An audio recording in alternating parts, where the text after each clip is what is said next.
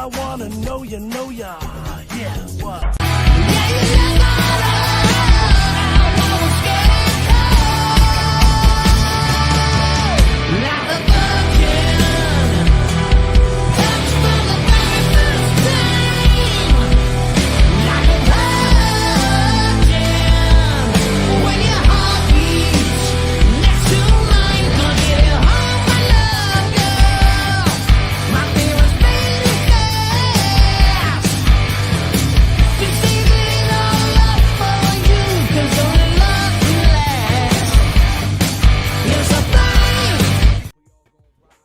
Yeah, get that, Toby. Hi, everyone. It's long time, first time, 57.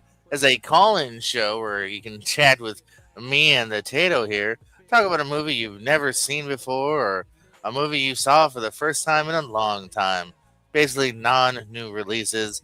You can copy and paste that link right from the comment section down below. Or, look, it's streaming at all times. Hi, Tato. How are you? I'm doing well. It's good to be back.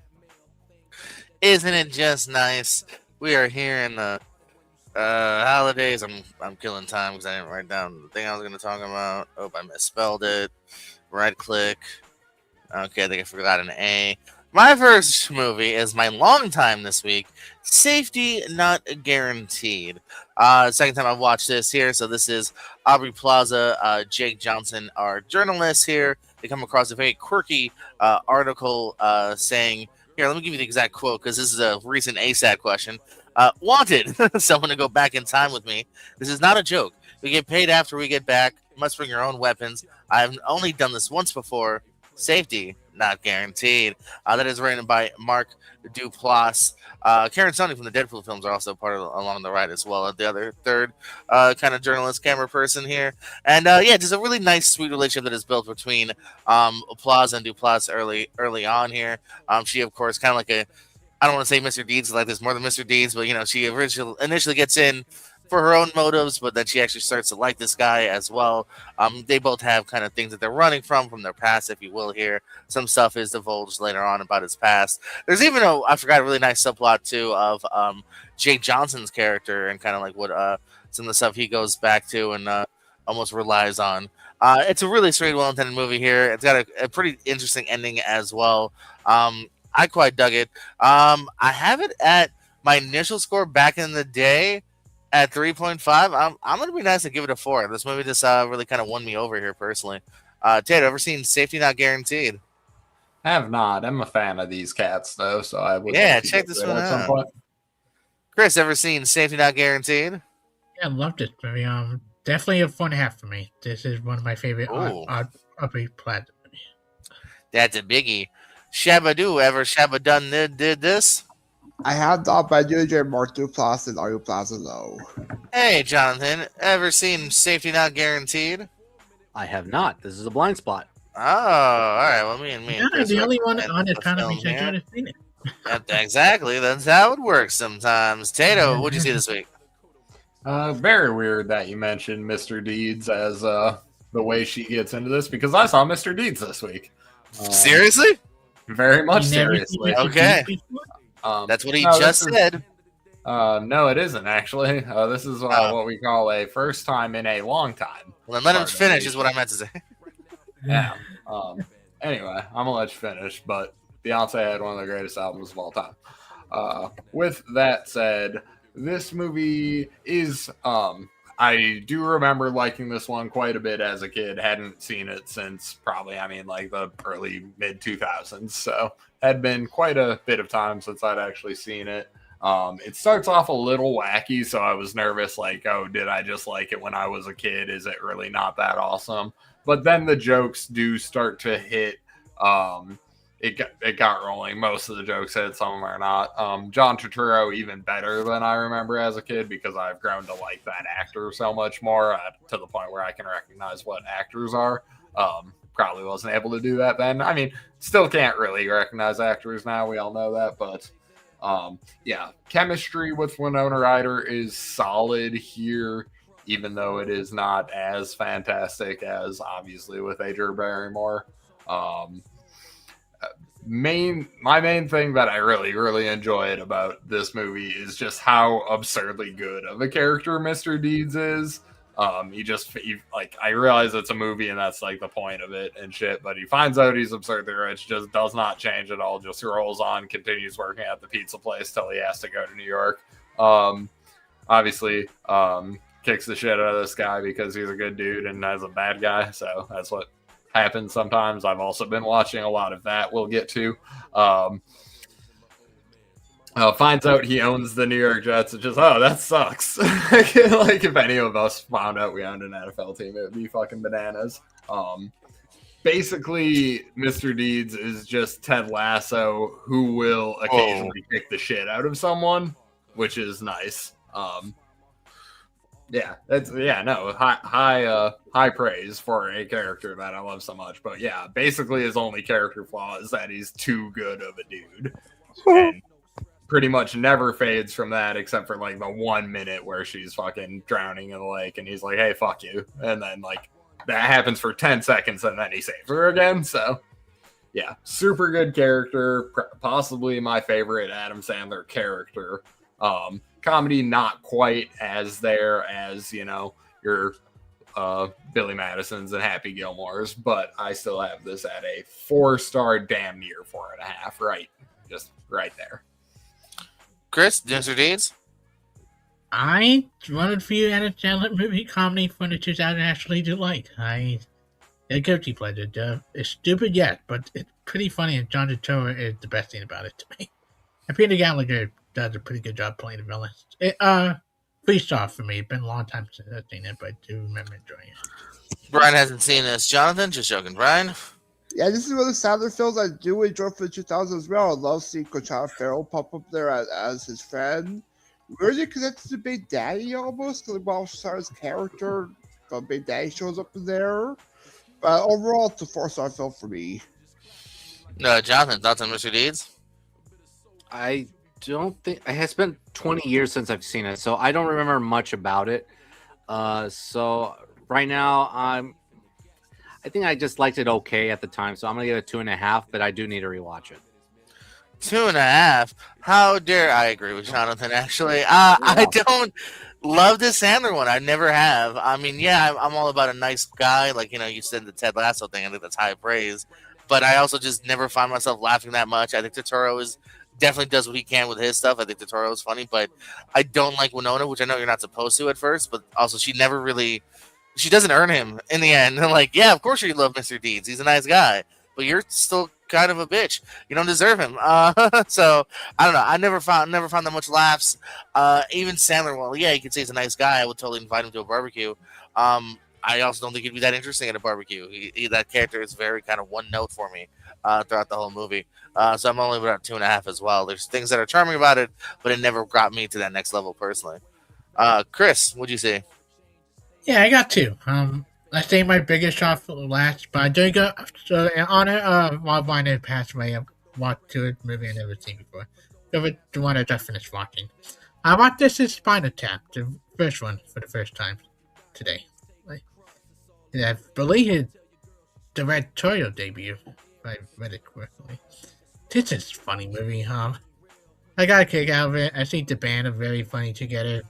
I think like a lot of jokes mostly are funny. I think the Stonehead bit is the funniest bit in the movie. Like the way that turned out.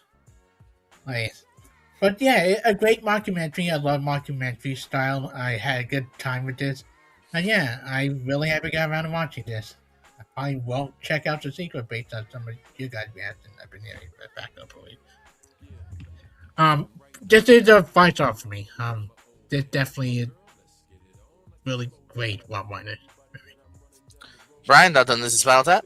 Yeah, I've seen it a few times. I'm not the biggest fan of it. I have it at 2-star. Didn't really click with it, but I do enjoy the sequel more, so I'm at 2 stars. Whoa, what? Ooh, Jesus Christ. Ooh. I mean, one, I'm confused as why you've seen it a few times and you only have it at 2, and then you think the sequel's better? Ooh. But everyone's entitled to their opinion. Jonathan? Yeah, you need to champion older ones, and I think you need to rewatch this one. Evidently, he's tried 3 or more times, though. Evidently. Yeah, I'm with you, JPO. I don't understand that. I think this may be the best mockumentary ever made because, yeah, it's really funny. There's input about the rock star life, and Rob Reiner does a very good job. Yeah, I love this movie. I'm actually with Chris at 5 stars. I'm not too far off. I'm at a 4 stars personally as well here. No, I've always enjoyed this. As Christopher Guest would be kind of his sweet spot for years to come. Best in show and everything kind of going forward. So this is kind of that first glimpse of that. I also like the fact that we have Reiner is fun as the host himself. A lot of little fun cameos too that you might kind of blink and miss throughout it here. Familiar faces that grow to be even bigger, and yeah, the main chemistry between the 3 and all the little side jokes. Yeah, unlike the sequels, I won't pick on too much. Like, yeah, I just felt like it felt way more organic and actually like a little bit more of a real mockumentary. So, Tato, any thoughts on Spinal Tap? Have not seen it yet. Do want to get to it. I will take a quick moment to shout out Matt Chapman, who is just fantastic at eulogizing folks. If you ever follow him on Facebook just for that, TBH. But he wrote a really sweet bit about Rob, obviously, and how he got in, he had Spinal Tap always, he got into Spinal Tap through Best in Show, like you mentioned, the Christopher Guest of it all, and then that led him to Monty Python. So I think I'm gonna have to take the reverse course because I've always had Holy Grail, and this is one I have not got to in that same vein. So, Oh, buddy. Yeah, very, very interested to see this one. Probably we'll get to that in the near future. Right, now that we're all done being mad at you, what'd you see this week? Yeah, I watched a movie last week, Crossroads for the first time for the A6 ladder series, and I really dug this. I dug this. I gotta mention the ladder series, anyone's asking. Crossroads. Yes, Crossroads, the A6 one, not the. Yeah, I heard you. Get to it. Yeah, this one I really dug a journey with Rob Macho and Joyce Seneca, they're trying to go back to the roots, and I really dug the chemistry with them. You get Jimmy Gerster popping up in there as one of the people who joins them, and I really dug the chemistry with them. I dug the music. I think Joyce Seneca could have been nominated for an Oscar for his performance. The chemistry is on point. The music is great. 4 stars. Ah, better than Jonathan. What you think? Yeah, I'm with you, JPO. I have not seen it. Yeah, I personally haven't even heard of this, but it looks kind of interesting. Well, maybe it might be a someday thing. Tato? Yeah. I've definitely seen the end of this where he guitar battles Steve Vai. So shout out that. Chris? I sadly only seen the other one, so I have not seen this. Jonathan, what did you see this week? Yeah, I saw a few movies, not for a ladder series, just out of my own personal reason. The first movie I saw was Brewster McCloud from 1970, directed by Robert Altman. It's about a reclusive young man named Brewster, played by Bud Cort from Harold and Maude. And Dogma. And Dogma, yes, he's really good in Dogma. He lives under the Houston Astrodome as he chases his goal to create wings to fly like a bird. That's it. I mean, this whole movie is under a cloud of juxtaposition of character living like birds, as a lecturer who lectures us, played by Rene Auberjonois, he lectures us about how birds live. And it is hilarious how he lectures that, and it juxtaposes some scenery in that movie. And the serial killer leaves bird poop as a calling card. And basically the viewer would figure out whether to go with a socio-political satire or just be baffled by the irreverence of it all, as to what he is saying. But in the end, I think it's basically like a cinematic newspaper comic strip come to life regarding mood and irreverence and juxtaposition wrapped around social commentary around racism and human and animalistic nature. And while it is kind of psychologically nasty, it is kind of brilliant. There are times that the humor does escape me, but I think it's kind of a brilliant, giddy film that is pretty dark for its time. It's a 70s movie. So, yeah, it is a dark comedy. So, I'm giving 4.5 stars. It's really good. No, I don't know. This is a relatively new one to me. I wasn't sure if I spelled it right, but hey, I did. You did. Tato. Ever seen Bruce McLeod? No, but isn't that fucking Ralph Garman and the dude from Scary Movie? Yes. Chris? You might have me convinced to check out. Thank you for the recommendation. Brian? Story Boost Rescue is Bruce's Millions, not Bruce McCloud. All right. Sure. Next one up for me personally here, I checked out the original Pumpkinhead, which I believe has a couple of sequels, and maybe even like a weird like Tubi remake, or I don't know. I don't even know if that counts. But this is the original one here, directed by Stan Winston, who's done a lot of special effects here. I believe his only film, or maybe he's done a couple other things, but his biggest one for sure. And yeah, Lance Henriksen's lead of this. This is one of those. It definitely felt at times a bit 80s-ish. It's not all the acting's on par, but Henriksen's actually pretty good in this as well. I could see why he was a leading man for a little bit. Back in the day before he was in every horror sequel, you could get him for $200 for a day. I don't know why I just went mean to Lance Henriksen. I'm sorry, Lance. Because yeah, some plot with him and kind of like a Pet Cemetery, trying to bring the loved ones back here. Things go wrong. The Pumpkinhead thing itself too is pretty cool looking, and I also like that he was a bit of a snarky dick at times. Like it's not just like a creature killer. Like he kind of fucks with him at times, which got me laughing here and there. He's setting traps or whatnot, and then even like laughing at his own stuff. So. I had just enough fun with it where it's a slight recommendation at 3 stars. Again, I think going into kind of knowing what kind of film you're getting into for Pumpkinhead. Tato, ever seen Pumpkinhead? No. Chris? No. Brian? Nope. Jonathan, I know you have. Yes, I have. I'm not going to lie to you.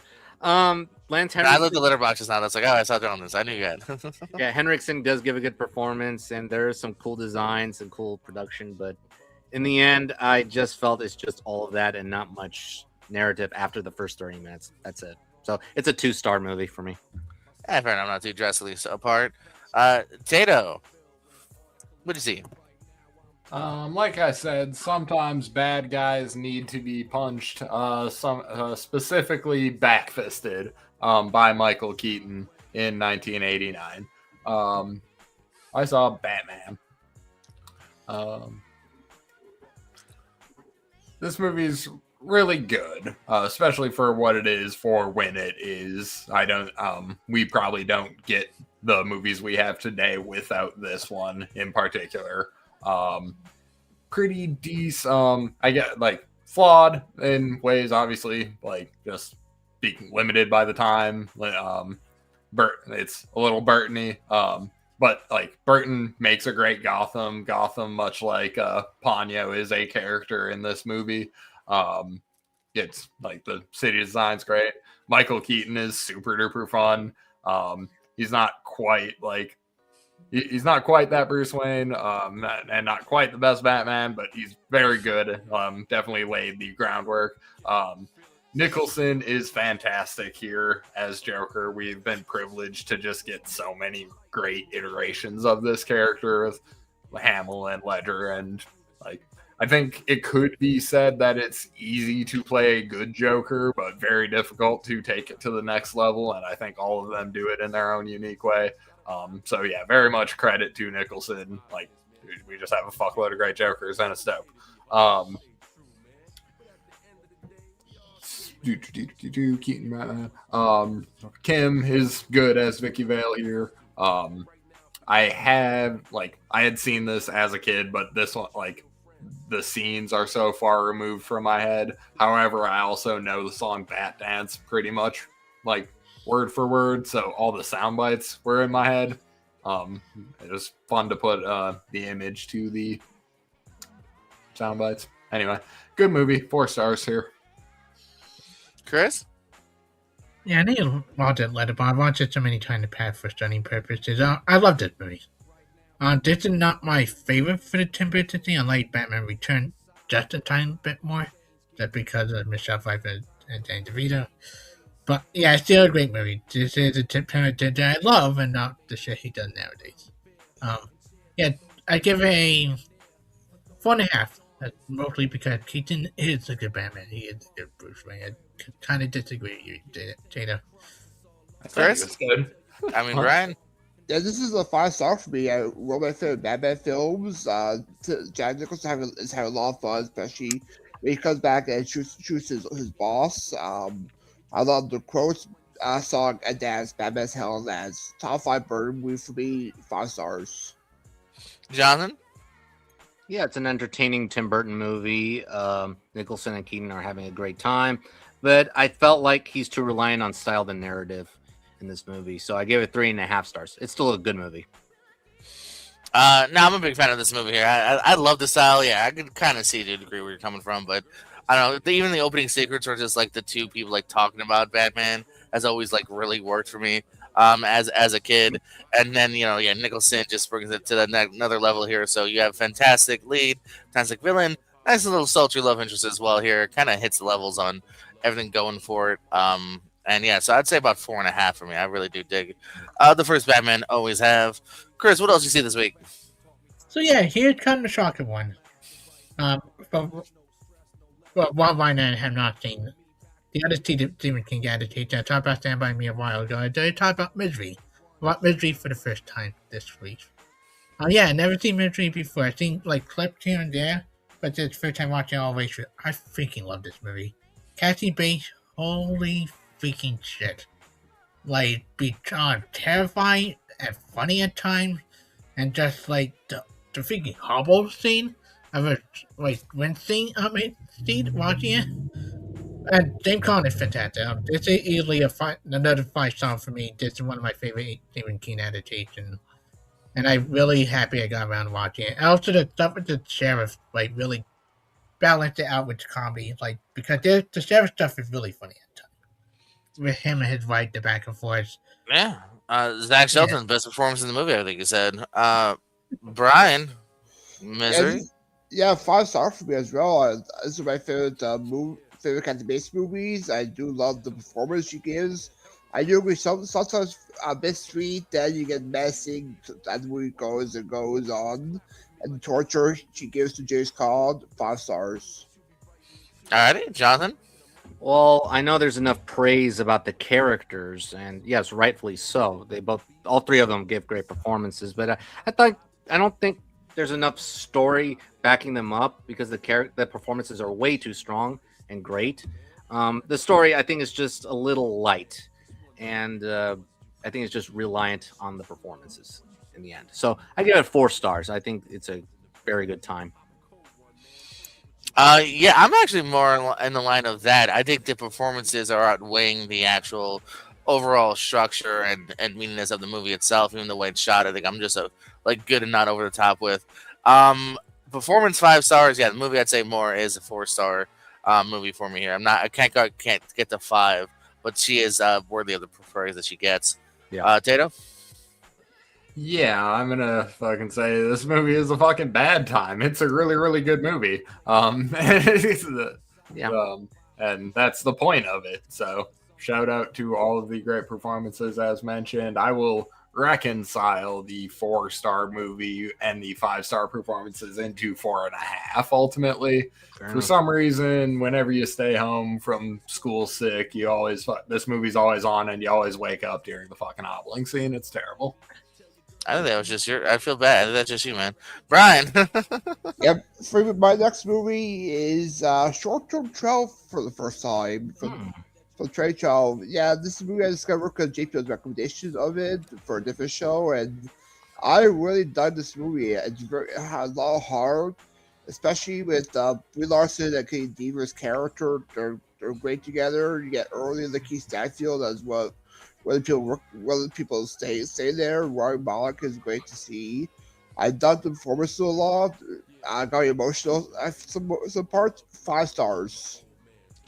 We got a 5er from Brian. Jonathan. Wow, y'all are tossing 5 stars like candy. Guess what? I'm gonna agree with you, Brian, because this is a great movie. I think this is a rich drama that subverts the conventional routes of inspiration BS, but it also becomes like a really flawed film about family, and it provides a foundation of unity around these troubled, neglected souls in need of compassion, including the counselor played by Brie Larson. So great movie all around. Yeah, it is a 5-star movie. 5 stars. Well, I'm gonna say it's a 5-star movie. Yeah, no, it's hard for me to get there always, but I don't know. This worked for me, man. I think this is the best Brie Larson performance you'll see. I like the relationship between her and then John Gallagher. The relations you have about whether it's trauma or just your own mental health, and that it doesn't necessarily go away. You know what I mean? You first think it's just about these youths, and then you find out later on, Brie Larson's going through her own stuff as well. Stuff between her and Deaver. Deaver's great in this as well. The young Keith Stanfield, if you go by the billing in this, because I guess later on he's like, "Look, Keith sounds cooler." He's good. Yeah, no, this movie I think really, really works here. The director has gone on to work with her a couple more times. I think he fell in love with her in this movie, and there's a reason for that. So yeah, no, I think this is a tremendous movie. Tato?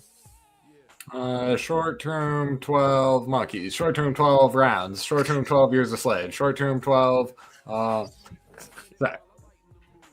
You just ruined it. We're gonna get into that later at 3 a.m. with Brian Michaels.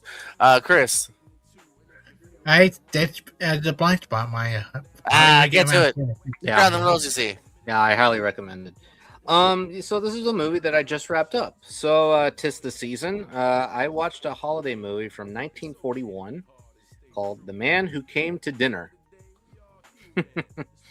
You're all gonna like this one.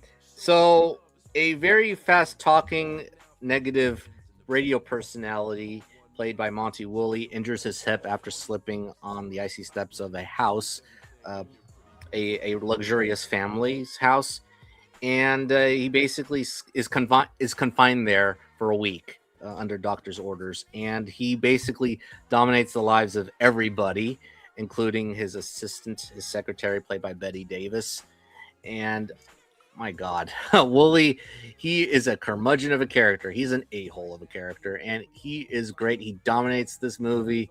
He is fantastic.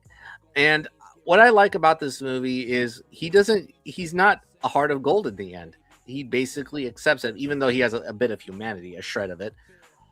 Although it is like a dizzying regarding the multiple storylines, it quite works. And it is a wacky film within a household. This is an interesting Christmas comedy, an interesting wacky screwball comedy as well. So, yeah, I really dig it. It's a really good movie. I'm gonna give it 4.5 stars. Yeah, I really liked it. I've only seen 4 movies from the 40s, and this is not one of them. Tato? Don't blame me. I've seen Guess Who, which is based on Guess Who's Coming to Dinner. Man, that trailer actually pops up when you try to find this trailer. Chris? I had not seen it. Brian? I have not seen this either. All right, let's end on a really delightful movie. The Black Coat's Daughter, the debut trailer. See if you've seen it. That's a funny segue. This is the debut from Osgood Perkins. You may know him as if you watch my recent clip show, the random guy from Legally Blonde went on to make a bunch of really good horror movies. This is the first one here. The basic premise is 2 young women at a prestigious prep school are assailed by an evil, invisible power when they're stranded over winter break.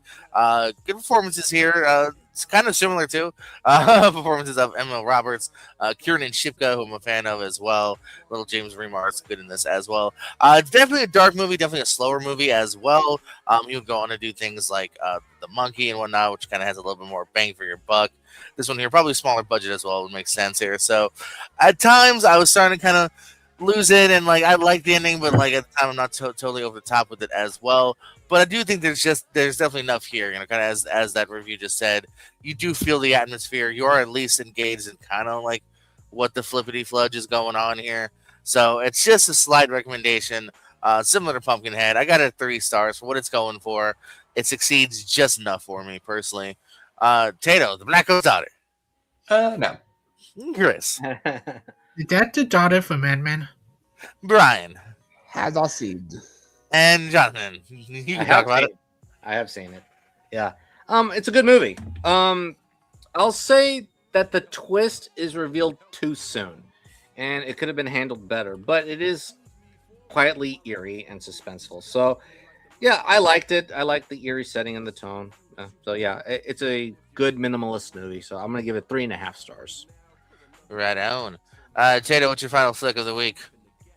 So the thing about Batman is he returns.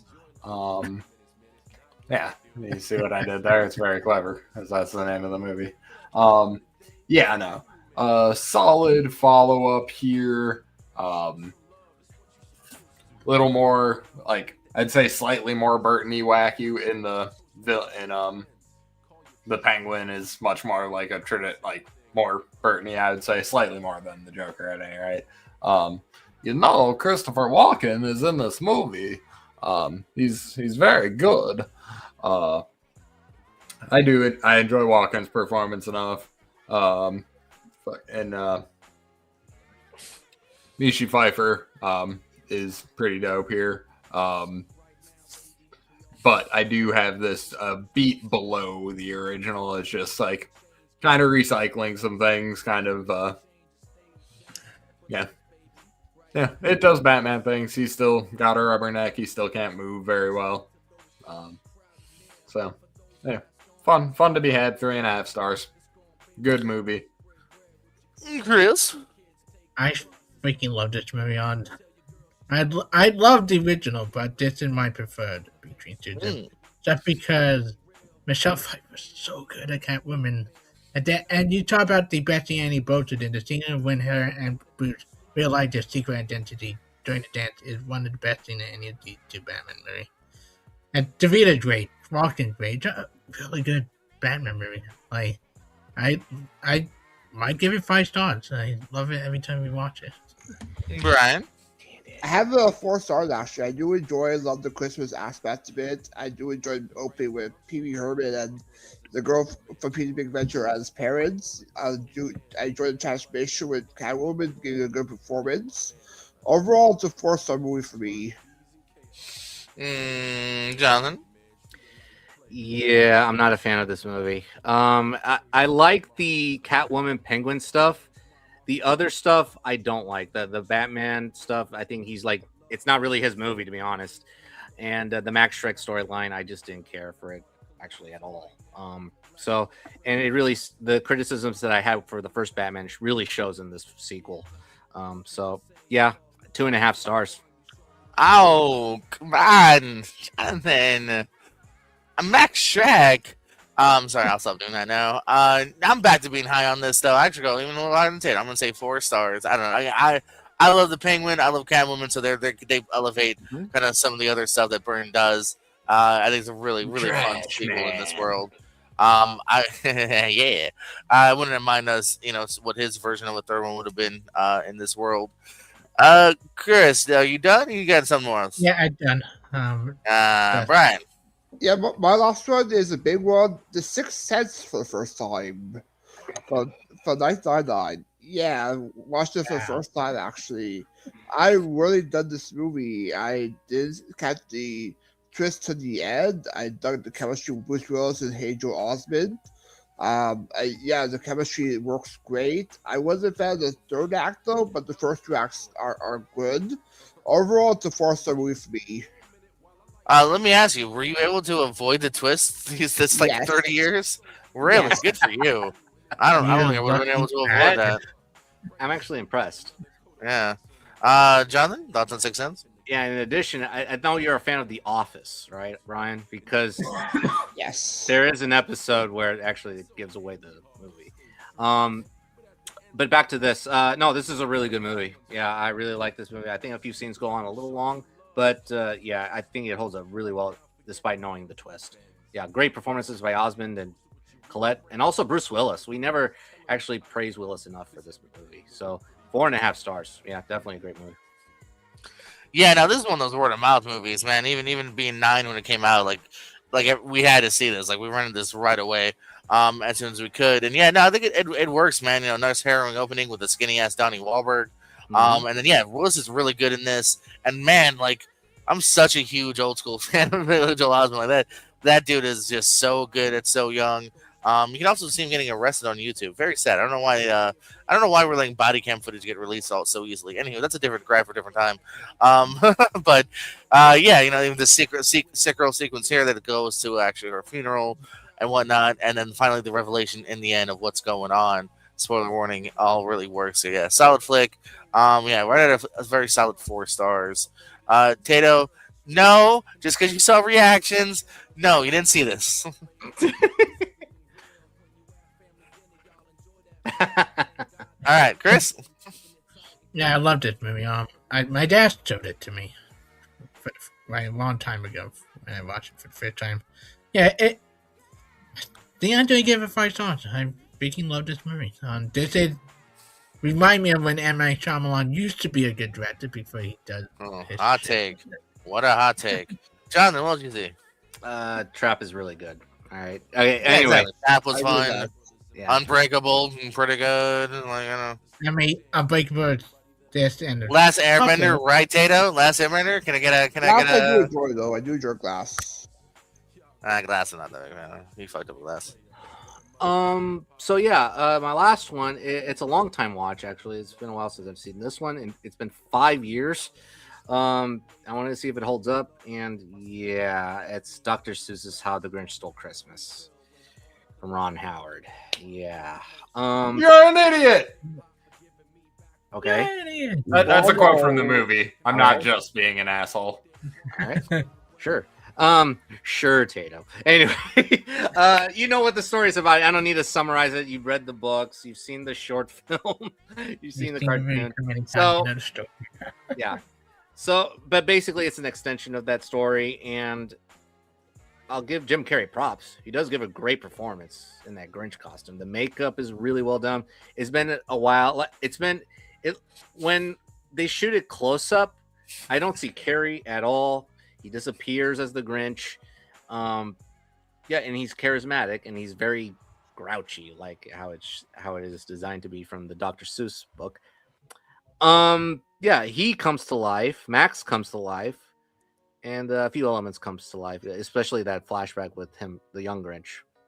But the rest of the movie is kind of ugly looking, and it didn't work for me. And it falls on the dim cinematography, that the annoying Dutch angles, that turgid art direction, and it just drowns in that ugly, like sewery looking cinematography. It's not very wintry or holiday vibe for me. So yeah, it's a 2.5 star movie for me. I don't think it holds up that well.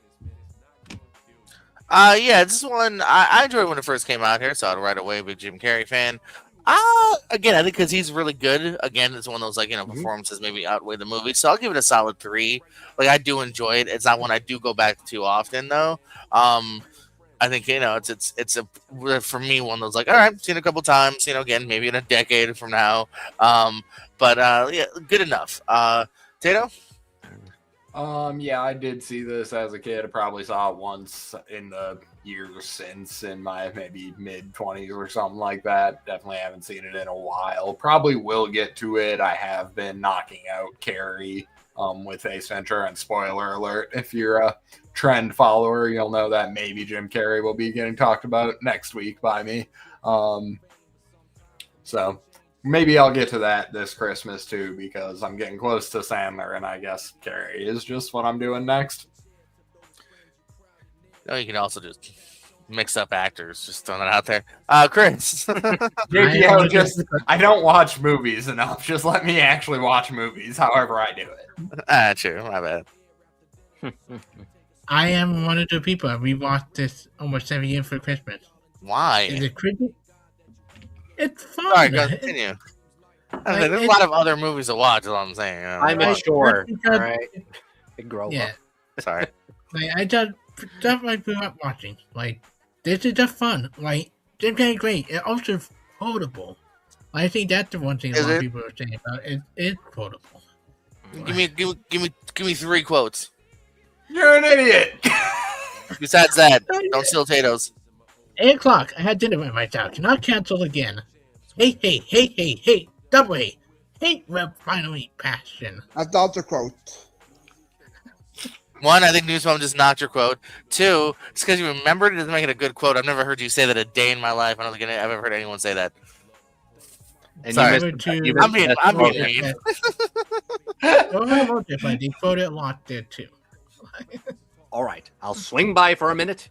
And yeah, that quote. Yeah, you know which quote I'm talking about. Whatever. Shut your fucking face, Sydney. That's a good one.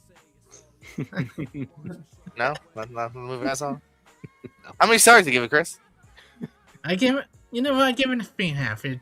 That's because I feel like you were going to Wasn't say it- 4, and then we bullied I you thought you were down. going to say 5. Yeah, we definitely bullied you down on that score. You watch it every year. It's got to be a the 4. original animated is better, but this is better than the god awful Benedict Cumberbatch. See, I I do don't see enjoy that that one. movie's not god. Yeah, like that movie's fine too. Like, I don't see how Fine. that's god awful. Yeah. Brian?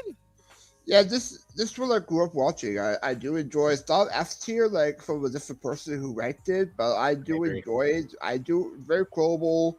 Longo. This Huh. is not poorly. Well, what is it then? I Yes, do it is enjoy- quotable then. Never mind. Yeah, I do enjoy the Who S tiered it? F tier with Jordan Anderson. Oh, he F or S? F. F. Oh, yeah, that's been egregious.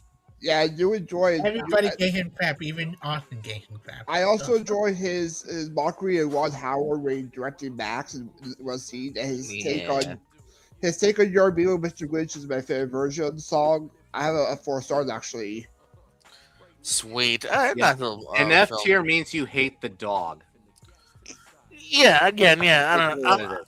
Well, 1 star F tier really should be saved for films that just fail on almost every level. I think Carrie alone, I'm sure you're gonna laugh at least a couple of times, makes it not an F/1. Yeah. That's the F rating for the week. Tato, plugs, parting words. Catch us here every week here at First Time Long Time and Lights Out Trivia. We got some fun exhibitions coming down the pipeline. Chris. You find me here at any letterbox. I have my rating up for Avatar Fire Ash. I have my rating up tomorrow for the Housemaid. Need tomorrow for it. But thank you for having me on. Brian. Yeah, Fireball Trivia Spaces, the Periscope, sometimes for trivia, Multiplex TVT. Last night I did a recast of Vacation with Jonathan. I'll be on Turfest tomorrow. And I'll also be part of a Rank'em Best of 2025 with JPO. And I'll be part of Chad's ranking with me for Home Alone. Jonathan. Yes, you can find me on social media threads on Twitter, Instagram, Letterboxd, Blue Sky Threads, at different variations of Cynic Arrow. There's a new tournament up on Instagram. Sorry, I'm late on that. And yeah, what Brian said about the Christmas vacation yesterday, that was a lot of fun. And tomorrow we'll have a history lesson on the holidays. A holiday mystery tournament on tomorrow on the channel on Movie Hero now. So yeah, that will be fun. And yeah, in case I don't see y'all, happy holidays, Merry Christmas. Yeah, good point. Yeah, for Tato, for Chris, for Brian, for Jonathan, anyone that watched. Yes, happy holidays, Merry Christmas. May it be a good one to all of you, and may your hearts grow 3 times that day, or some shit like that. I don't know. We're kissing. Motherfuck, noise.